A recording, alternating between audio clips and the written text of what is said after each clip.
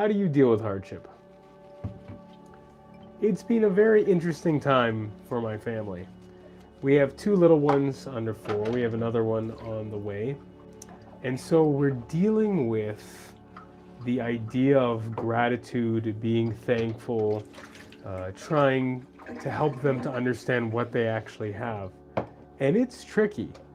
So we've been trying our best as parents to come up with ways to help them to understand, obviously without going to extremes, because you just don't want to do that as parents. You don't want to put them in a situation where they have to feel or go through undue pain or frustration to get the point across. I don't think that's a good way of parenting. But of course, you want them to go through, some miniature trials and tribulations, so that they, don't grow up to be too soft, to be too mushy. They need to go through some heartaches. They need to have pushback in their life. But they're still very, very young. So it's hard to get them to understand that idea of being empathetic and sympathetic, but being, grateful in the hard times, as well as what are the hard times, and comparing one's life. They do say that comparison is the thief of joy, but at times, to compare, the word to compare with someone else is not entirely bad. You're comparing not maybe their situation or how much they make or what they have, but you're more so comparing the way that they act in a situation or their behavior. I find that also with my kids that I'm trying to do that, not to compare them to try to get the best out of them, but to, if there's a situation where one of them is just handling it well, not to rub it in their face, but to acknowledge that the other one is doing a better job. And it's just a part of life, it's natural. So this whole idea of gratitude and the attitude of gratitude and sympathy and empathy has just been floating around our house for the past few days. And then it all kind of came to a head, interestingly enough, earlier today, around, I don't know, maybe 1 or 1:30. My wife came over to me and she was telling me about the horrible issues and situations that are happening in Cuba. Now, I have always had a very, very deep care for Cuba. I've gone there twice in my life now, enjoyed the people, the trip. It was one of the first trips I've ever taken in my life, and just the culture and the people there always fascinate me. I love the way they interact with the world, and it always breaks my heart to hear of people groups that are really suffering. When I went there in 2000, I think it was 2015, with some family members, we were able to connect with a few people and a few churches, and make the most of the trip and find out about how we could help. And we were able to communicate with a few people for some time and send back, some parcels and things of that nature. And then, interestingly enough, one of the pastors at our church was affiliated with another missionary pastor. And, we were able to help them out to a certain degree. And the young adults group that I was a part of was able to help them out. So that was wonderful. We ended up going back to Cuba just after COVID, or just in the midst of COVID there. And when that happened, the country was already depleted, and it really was awfully hard to watch people just go through rolling blackouts, worries about food. We went there with the intention to bless as much as possible. I think we went there with a lot of small money, but the biggest thing was that we wanted to go there with feminine products, cleaning products, and children's products, because those are things that the country desperately needs. You can give someone $1 million, but if they have nothing to buy because they don't have the resources with the $1 million, what's the point? So we went there with as much as we could pack. We went there with 2 full suitcases, came back with a completely empty one, left clothes, and someone stole one of my hats, which sucked, but you know what? All in good faith, because at the end of the day, they need those things more. So, happy to lose it to someone who hopefully needed it, was able to sell it, or maybe has a keepsake. Well, more recently, and sadly, we found out that Cuba is going through these blackouts now for weeks at a time, and there's an issue with energy, and the country that does a lot of vacation spots and tourism, is just running out of all the necessities to run a touristy town, touristy country, I should say.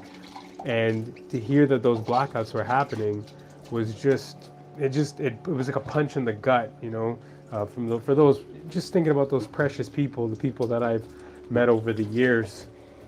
So I went to prayer, and pretty quickly thereafter, and I was just talking to God, and I just had that thought process in my mind, like, why me? Why am I in a blessed situation in a different country, and why was someone else born into that heartache?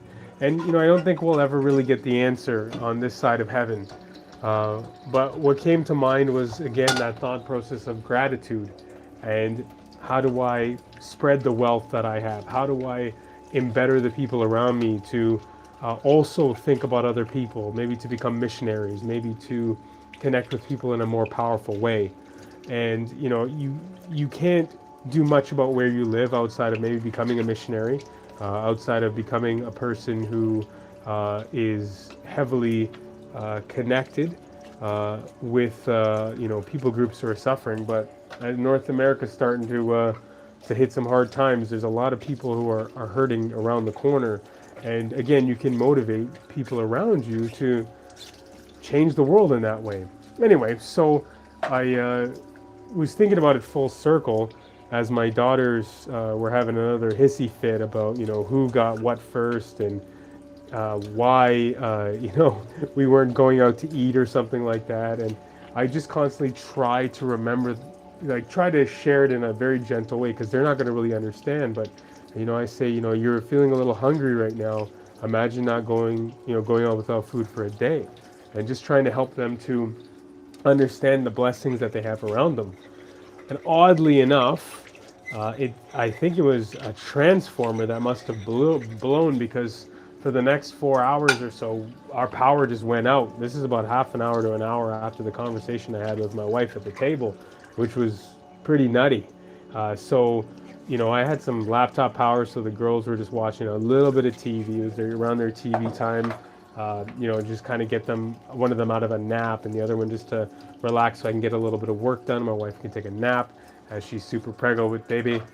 And my eldest, after I turned off the TV for after about half hour, she started freaking out, and she was just saying, oh, I hate this blackout. I hate this, that, there's no lights. I can't do anything. And I had a little lantern and I put it in the bathroom so she could use the bathroom. And I said, to my daughter, I said, do you know that there's many, many people around the world who are going without power, not for a couple hours, but in days or weeks at a time? And that it finally just clicked. It clicked in her little mind what it must feel like to go through something like that. And you don't want to use that as a teaching lesson too much, especially when they're young, because you don't want to distort their reality, hurt their little minds, cause them to worry before they need to worry, or be in concern. But there is a problem where we've, I think, coddled a lot of our children to the point where we think that they can't experience stuff, when there are hundreds of thousands of millions of kids right now around the world that are experiencing hunger, blackouts. And what crossed my mind is the amount of abuse that could be happening as they're running out of power. And that's when the sex trade usually gets ramped up, because people don't have a lot, and those who have will exploit. Not all, of course, a lot of them won't, but there's people who will exploit families, and when hunger and power and finances becomes very scarce. So that was a moment as a teaching moment. And so I just tried to spend the next 15-20 minutes with them, just being thankful for the different things that are working in that time and that time frame. Thankfully, the power came on a little bit ahead of a schedule, as we are blessed to have these automated messages that go out from hydro that tell us, and we can check in to see when our power goes up, when the next time they think they'll be able to fix it. They give it a estimate time of when it'll be fixed.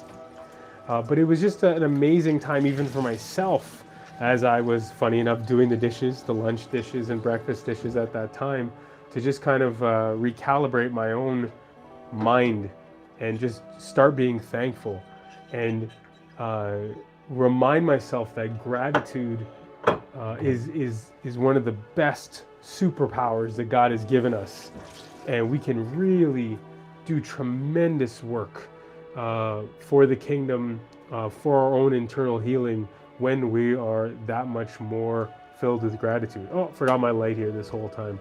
Let's see. I don't know. You tell me. Light better, on or off? Whatever. If you'd like to check out any other videos in the Dad Doing Dishes, you can take a look right here. There should be a playlist.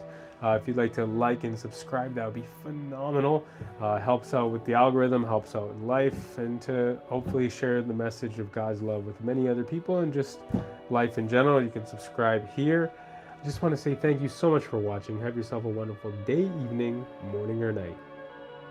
God bless.